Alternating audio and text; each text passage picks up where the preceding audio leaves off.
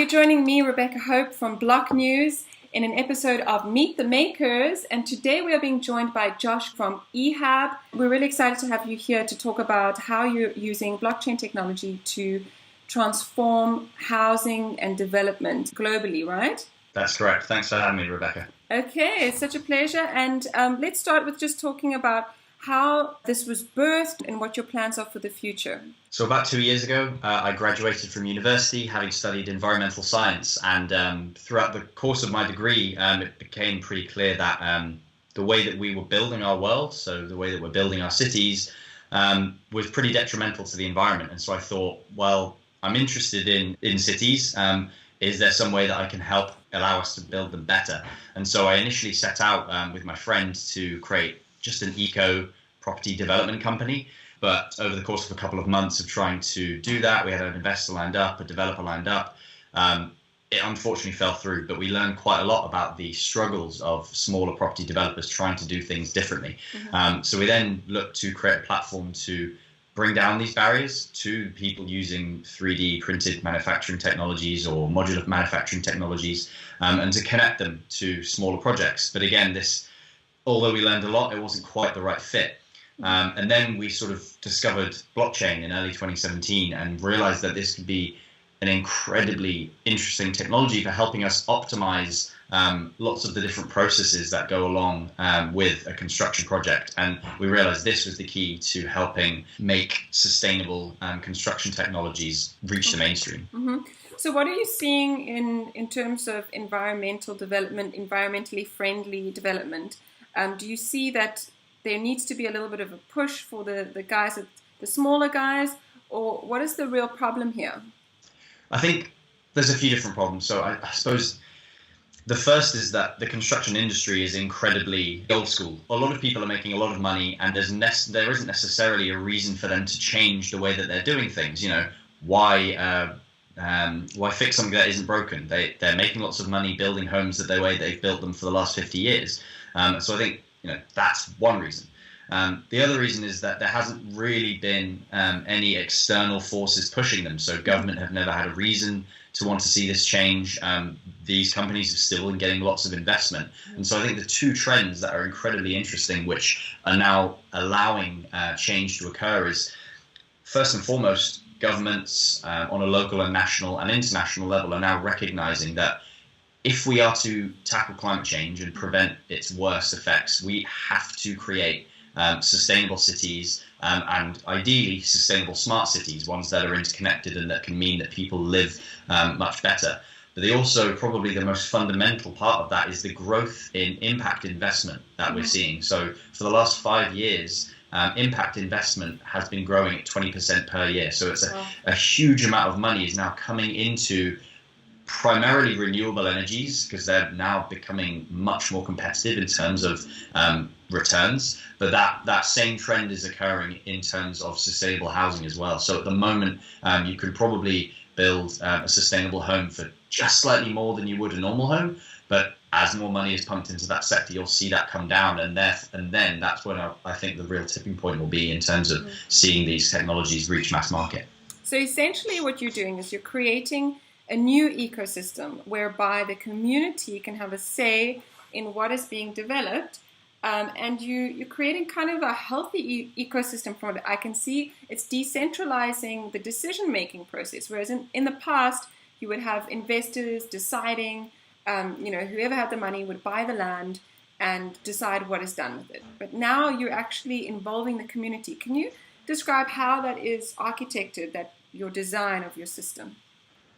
Yeah, so I'll just walk you through what a project might look like on our system. So we'll take a plot of land, and we will effectively allow architects, developers, anyone actually, to suggest what should go on that plot.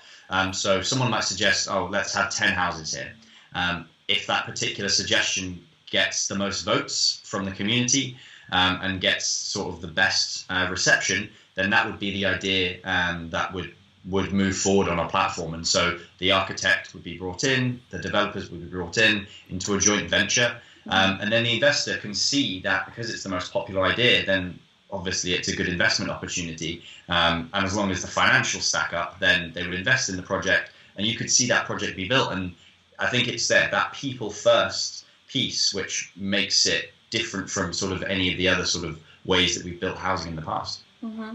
And would you say in the UK that this is kind of a mindset shift that people are having, where they want to be more eco-friendly and they want to have more to say in the decision-making process? Certainly in terms of sustainability, I think you can see it across the majority of the world, actually, people caring more about the way that we treat our planet. But in terms of decision-making, I think that's probably always been there. It's just there has never been that option. There's never been the ability for you to choose. And so why would you think that that's possible until you're sort of shown that it is? And hopefully the way that we can do it in terms of the way that we display the UX of that, it becomes a fluid, easy process and isn't something that actually becomes a barrier. Mm-hmm. So let's give an example and let's see. So something that happened in my old town in South Africa about 15, 20 years ago, and how that could have played out differently if Ehab was around. Okay, so we had, a large piece of land which was actually very important for absorbing the water in the winter for our rainfall, and that prevents flooding.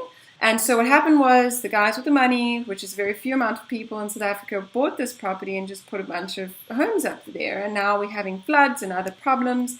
And the community was speaking out, but their say was not valued and wasn't important because at that point it was centralized and the people who had the money decided, and whatever the community said, it didn't really matter. How would that situation play out differently with Ehab? It's a really fascinating story. In terms of how it would play out with Ehab, we have actually just partnered with an organization called Resilience Brokers, who are a data-driven smart city planning organization. And effectively, their system would look at the different areas of land around your town, and it would identify, using a huge amount of data resources from public data to private data, and it would essentially say, oh wait, that plot of land is actually at a high risk for flooding, so don't build there, or perhaps it's an integral part of making sure that flooding doesn't happen elsewhere. However, we've identified that this particular plot of land would be suitable for development. So first and foremost, there would be this overview of where would be a good place to plan. Obviously, then the next step would be that plot of land is brought onto the Ehab platform. We would do an open call and we would say, great, guys, there's enough room here to potentially build 500 houses and potentially some other amenities and facilities. What do you want there? What types of housing do we need? And so, for example, if it's a dense urban area, you might get a lot of people saying, I just want some 1-bed, 2-bed flats. We would be able to then say, cool, we can have some blocks here. Or it might be that it needs much more family housing or maybe some more affordable housing. Mm-hmm. And once you've assessed the demand in that regard from what people are saying, then it's up to the developers to say whether they're interested in that or not. So then the developers would come in, bid for being able to do that project. Whoever has the best financials would be able to then run with the project. Mm-hmm. And so at the end of the day, who would decide who's going to be the housing, the developers? Would it be the funders or the community? It would have to be a combination of both. I think if the community were to select some housing developer and then the financials just would not work, obviously it has to be something which makes sense in terms of finances, but also in terms of what the community wants. So I think it would be a balance there for sure. Do funders, do they want the community to have a say in how things are going to look? Is there that openness, or what are you seeing? I think it brings me back to that point of, if we were doing this 10 years ago, it may not have been possible because there was such a lack of impact investors. But now the growth of impact investing, I think the one key point is the fact that young people are getting older and getting into positions of power where they can make decisions. And so the large family offices and property investment firms around the world are now being staffed by effectively millennials or people just slightly older than that. And they do have a conscience, and they can see, well, I'm happy to lose 1% of profit if there's this huge social gain from people liking the development, from people wanting the development there, as opposed to maybe getting 1% extra profit, but people hating it, people not wanting it there. So I think it is a shift in terms of mindset, as you said earlier, that is really driving the ability for this type of thing to occur. Mm-hmm. Now let's talk about the token and how it's going to be used in this kind of ecosystem. Sure. So although we're not running an ICO at the moment, we do have 2 tokens that operates within our system. So once a project is formalized, we create a set of tokens which effectively represents equity in that project, and those tokens would be what investors would buy. And there would also be opportunity for local people to invest in that project as well, so that there's potentially a financial return for someone who is living near that development. And those tokens would have codified in them the rules of that development. So, for example, if it's going to give a 10% return, those tokens would say, as a holder of these tokens, I will get 10% of the return from once this development is made.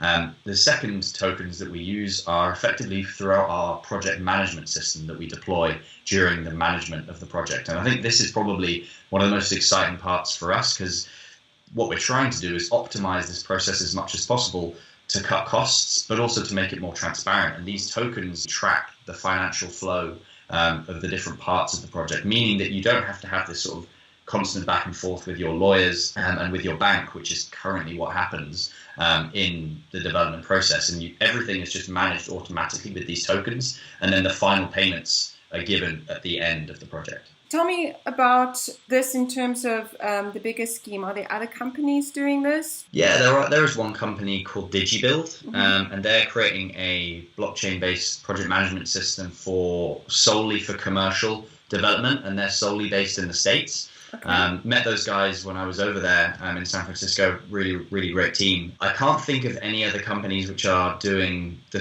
whole ecosystem. So it's quite ahead of the curve.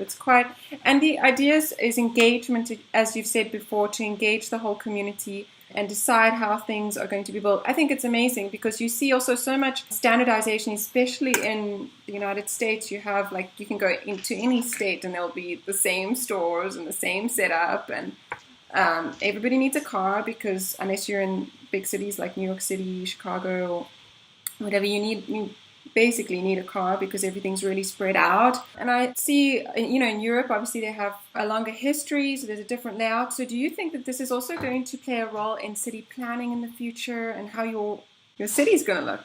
Absolutely. I think our ambition is to be working on projects which are city scale. And so, as I mentioned, resilience brokers, but some of our other partners are working on those sort of city-wide macro level outlooks. And I think we want to play a crucial role in that.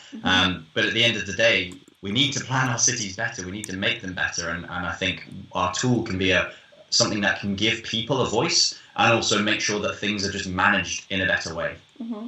So talk to us a little bit about this project that you've started. I cannot remember the name of the project, but there's a plot of land and people are starting to get involved, right? Yeah, so we have a couple of projects that we're in the process of getting moving. So the first, which we'll be running our pilot project on, is a project in Senegal. So it is I think Africa's first sustainable smart home. So it's an incredible project, and it's affordable for about 80% of the population. And what we'll be doing there is tracking all of the different moving parts of the project, and making sure that payments are received on time and automatically.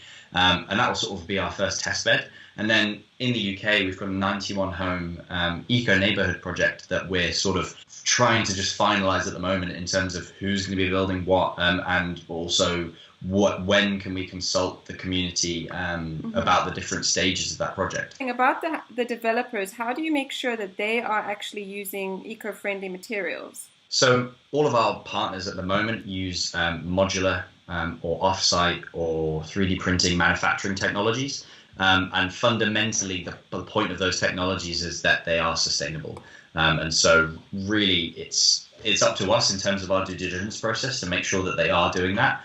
But as well, during the tracking process of that project, we might identify that they haven't done what they've said they were going to do, and in which case they won't receive the payment in accordance with the smart contracts that they've agreed upon. Automation is your main focus here. You are implementing the token through the smart contract. That's how it's going to be functioning. and that will help with communication and payments. How so? So effectively, each contract. So for example, Bob has said that he is going to deliver the bricks on Monday. Yeah, Bob the Builder. Good name. When he delivers the bricks, he would scan a QR code on the label for the bricks. This would commit to the blockchain the event saying these bricks have arrived on site, and then the project manager would also have to approve that those bricks have arrived. And so either that could be done in person or through our system, Bob can essentially just show his phone and show that the bricks are there, and then the project manager can approve this. And then this would then mean that tokens go to Bob, which would effectively be able to be traded in for dollars or pounds. And he would also receive a rating for whether he met that goal on time. And later down the line, we'll have more intricate KPIs in terms of whether Bob did a good job and so on and so forth. And so first and foremost, it's just a way to understand what is happening on site and then matching that to a digital reality. And then obviously using smart contracts, we can trigger lots of different things that would happen after that. So for example, if Sam now needs to come on site to build the walls, now that the bricks have been delivered, then he can be notified either by text or email or via the platform that this action has occurred. It's a truly fantastic model that you're building, and starting from smaller companies or smaller projects and then moving away to larger projects. I think it's really essential that you start small and optimize it and find the best solution. And I'm sure there are going to be many dynamics between the developers and the community, the funders. Yeah. So good luck with that, with managing all of those dynamics. And thank you so much for joining me today on the show. Thank you, Rebecca. Yeah, it's been a great pleasure. My name's Rebecca Hope. I'm talking with Josh from Ehab, and this is an episode of Meet the Makers. Thank you. Have a great day. Cheers. Thanks, Rebecca.